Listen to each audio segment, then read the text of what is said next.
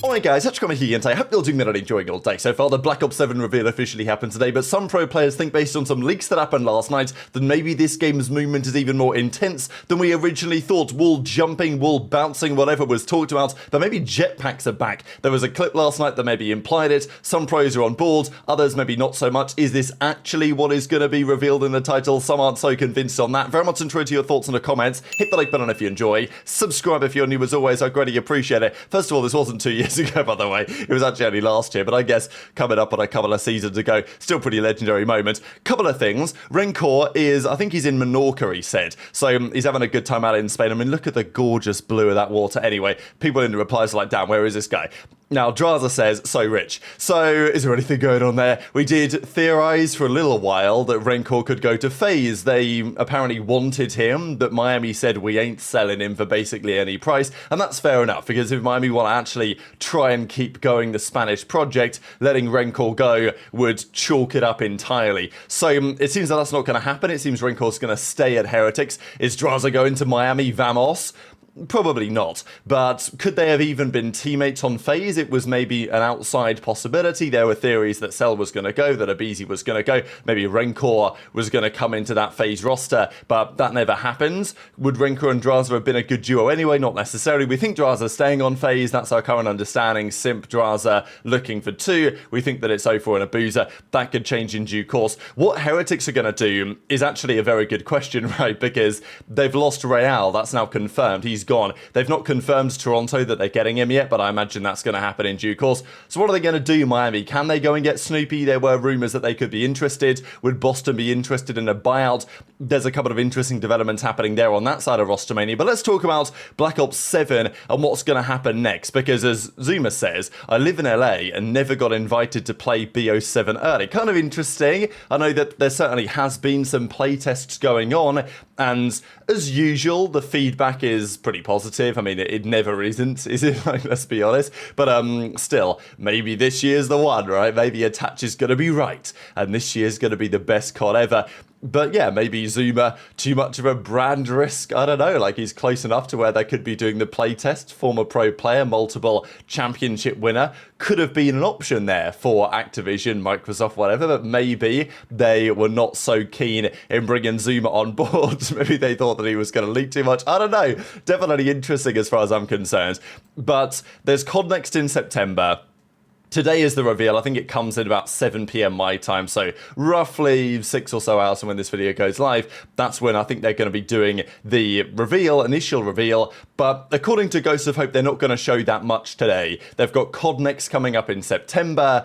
The betas are around about a similar time, I'm imagining. The game is going to come out. We'll actually see the launch date for the game here in a second. Don't expect much for multiplayer, or for zombies, sorry. And I think the multiplayer thing is a bit of a question, because it's probably going to be a lot of campaign stuff. Are we going to see much about multiplayer? Ghost of Hope says, yeah, there will be lots that we see in campaign. Now, Simp then says last night, COD might be back, eyes emoji. So is he basing this off some of the clips we're about to see, or like one specific clip we're going to see in a second? Is he basing this off, has he done a play test? Has he seen much about the game? Does he know what's going on? Is this just another one of those tweets that we're seeing from the COD scene? But we do believe that specialists, at least, are going to be back in this game. I'm excited to see what they unveil in the trailer when it comes to specialists in multiplayer, because I think people are pretty excited about its return. I know that some pro players aren't so excited because they are of the opinion that it's too cheese, right? And I get that argument. Yeah, sure, it is cheese, but both teams get the cheese and it's better to watch and it creates more entertaining moments. People have been throwing around the Karma Grab Slam, the Slacked Slam and all this from several years ago. There's still many great moments. I mean, there's this Facento 1v3 that comes to mind on Infection, Search and Destroy back in Black Ops 3, where he hits the glitch and then guns the guy over towards the A-bomb site for the final kill. There's so many great moments with specialists. FTL jumps back in Infinite Warfare. Obviously, camo was pretty cheese. And it's amazing really to think about, because nowadays pros, you'd think they would be happy with active camo the way that it was, especially in Infinite Warfare. Probably not, but I'm not sure there's anything they can really do about it, because a lot of the CDL this year, they stepped in, didn't they? And they said, all right, pros, you're no longer deciding what maps we play. We are going to call the shot. And I wouldn't be surprised if something similar happens. I'm excited to see what specialists look like in the game and whether that could be a positive. There was also this spotted. So there was a couple of leaks that went around last night. There was this picture that did the rounds and people were trying to figure out what weapon this might be. Could it be a Rampart, you know, basically like a Scar type weapon? Definitely looks like it could be. Now, we know that the Rampart, for example, was in Black Ops 4 and pretty legendary weapon because people realized that the double FMG Rampart was like an insanely good gun. And at that Fort Worth event that year, Classic, notably, and Luminosity Gaming used it to great success. Before it was, I think it got nerfed, but even before it got nerfed, the players just GA'd it among themselves. But the Rampart in the hands of Classic is still a notable thing for COD fans that have been around 6 or 7 years. So maybe that's something to think about in this game. And who knows how they're going to do with the weapon balancing. We talked a lot with the OpTic Legacy week that happened last time out. Games like Black Ops 3, the immense, I mean, I'm at it again, but the immense balance in that game, the fact that like almost every AR was viable, most of the SMGs could be utilized as well. A lot of the times it came down to personal preference. I'd like to see that happen again. One of the reasons that doesn't happen nowadays is because there is fundamentally one best AR always. And the issue with Gunsmith is that because you've got 10 million attachments, you can make that gun however you like. If you look at the builds for lots of the pro players, Scrap will use a very different build to Cellium. Back in the day, that would probably be a different AR, like he would actually use a different gun. Let's say Black Ops 3, Scrap would probably prefer something like, I don't know, the HVK, the Man of War, something that you could, you know, get more aggressive with maybe, whereas Cellium would likely use the M8 or the XR2 or the Shiva or something like that. And back in the day, that's what the difference would have been. Nowadays, Cell just whacks on the slow attachments, Scrap whacks on the fast attachments, and they both use the same gun. So I'd love to see that change in due course. But Ghost of Hope drops multiple eyes emojis, and you know, Black Ops 7 will have weapons, kind of use an eye emoji to delete that or whatever. But this was the clip that was really doing the rounds here. It's only, you know, 14 or so seconds long, and it didn't stay around for too long, but pretty much this is what we are seeing here. So there was some cinematic stuff, Black Ops 7, and well, just this is the moment, of course, that's been turning heads, because there's this guy. Now, clearly this isn't multiplayer, right? Like, we've got some NPCs here that this guy is flying through the air and taken out with a war machine. But these were the couple of moments. This guy flying through the air, firing out some sort of war machine thing. That's at least that's what it looks like, which, if that is going to be a specialist in multiplayer, clearly this is campaign or whatever, but maybe the war machine is going to be a thing again. It would be surprising if they bring specialists back and it's not. And then we've got this clip of these three guys going for, I mean, look, what are they wearing? Have they got an exosuit on? Is this a jetpack? Are they just firing up in the sky? Like, is that, you know, what's happening here, right? This is the clip, because these three fellas are clearly using some sort of advanced movement mechanics to fly up into the sky. I mean, this first guy, look how high he gets. It's insane, right? So, like, this clearly isn't multiplayer, but these things always make you wonder, well, if it's in campaign, would they not think about bringing it to multiplayer? So anyway, those are the three guys that fly up in the sky. These are the other clips, the Rampart that I mentioned, and that's basically it. So anyway, that's all we saw. We'll see more of it today. But of course, it caused a lot of talking point last night. Later today, I've got a different video planned, so I'll likely talk about tomorrow's trailer in more detail tomorrow morning. But yeah, what's going on there, right? What does it mean? Ghost of Hope says, damn, like, this is pretty crazy. And then he says, it's not jetpacks, it's a mega jump upgrade from the campaign. Just wait and see tomorrow. So, pretty interesting. He says there's no jetpacks, that's not how it's going to be, but there is some sort of mega jump feature that's in the campaign that you can gain access to. So, you know, just makes you wonder. Maybe there's no jetpacks and there's no boost jumps and it's not back, which is 99% exactly what is happening. Maybe you can bounce off a wall. There's been talk about that. It's basically Omni movements that we have in BO6, but taken to a little bit of a next level.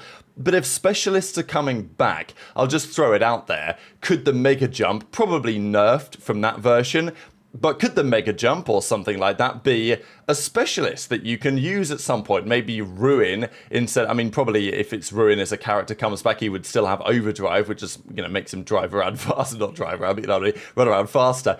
Could another character have an ability that allows them to pop a mega jump? Or, I don't know, it could be interesting to think about. Because as I say, there's plenty of things. If they're in the campaign, they may well be considered in the multiplayer as well. So that's what we currently know and understand. The other thing to mention, by the way, from this trailer, if you go to the ends, is I think the reveal date. It says it right here. Yes, November the 14th. Now, this has been the date that has been rumoured before as well.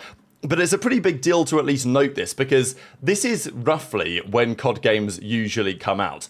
It's usually early November. But to be fair, in the last few years, we have had some games that come out at the end of October. And it does give the league a bit more time to get things up and running. So I think it being on the 14th of November is fine. It's not like a disaster, but it's not exactly ideal because there is a DreamHack event in Stockholm in the last weekend of November. And the feeling was maybe we could run an event there, like a kickoff event, let's say, in Stockholm at DreamHack. If the game was coming out on the, 28th of October, that becomes far more feasible because you've then got like a month until the first event to resolve any issues in the game. When it comes out on the 14th, running an event on the 28th, is, it could be done probably, but it could be a bit too risky. And will we get an event before Christmas if it's coming out on the 14th? How soon after this is the league going to start? Because we want the league to start as early as possible, obviously. But the later the game comes out, the more challenging it is to get big early events of the season. So very much intrigued to your thoughts in the comments. It's not all sunshine and rainbows, of course, for Call of Duty. Nature, he just came off from the Battlefield beta, comes back to Call of Duty and is, fuming at the state of hackers and all of that type of stuff. And I don't particularly expect that they're going to address that all that much in the trailer. And again, it's like COD can do all these great things possibly. We'll see what they're actually going to do.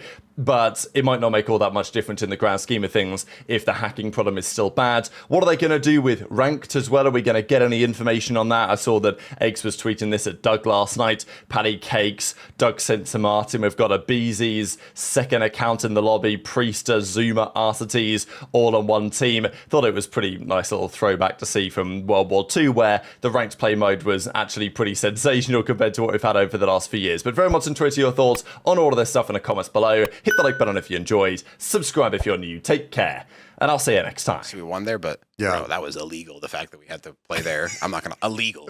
Bro, what? Like, yeah. I get it, you know what I mean? Like, they offer the bag or whatever the fuck it was, but bro, there's some level of integrity from maybe the league, maybe Toronto. Bro, we're not gonna just have this. Bro, I'm Canadian. Kitchener. Yeah. Habibi, there's nobody there. Like, my parents were thinking we're probably not gonna show up. Like, I have a family member saying they're not showing up. No, but to go back to League, I don't watch any games, but I watch all their videos on, like, for example, like the Hall of Legends or those little previews. The aura farming the videos. Little sequels before. Like, yeah, no, I swear to God, going into Champs Finals, I woke up Sunday morning while I was eating my Tim Hortons breakfast, and then put on one of those, like the SKT versus BLG. The hype up video, 6 minutes. I had my headphones in. I literally took it off. I felt like I could run through a wall. I'm like, we're not losing this. Before champs? Finals. Before champs finals. Bro, and I was watching their final, because they have before every round at playoffs or their worlds, they have like a little sequel that would hype it up. They're like Gen G's, like, you know what I'm saying? And I knew we were shitting on them. I felt like I was faker. You watch a hype up video for a esport that you don't understand. Literally nothing. I literally know nothing about the game. The crowd's going crazy. I'm like, he must have did some crazy shit, man. There's probably some. He hit some backdoor. Yeah. I'm like, yeah, he 1v3'd, I think. They're probably like, yeah, that's not what you did at all. That's not how it works. You just saved, actually.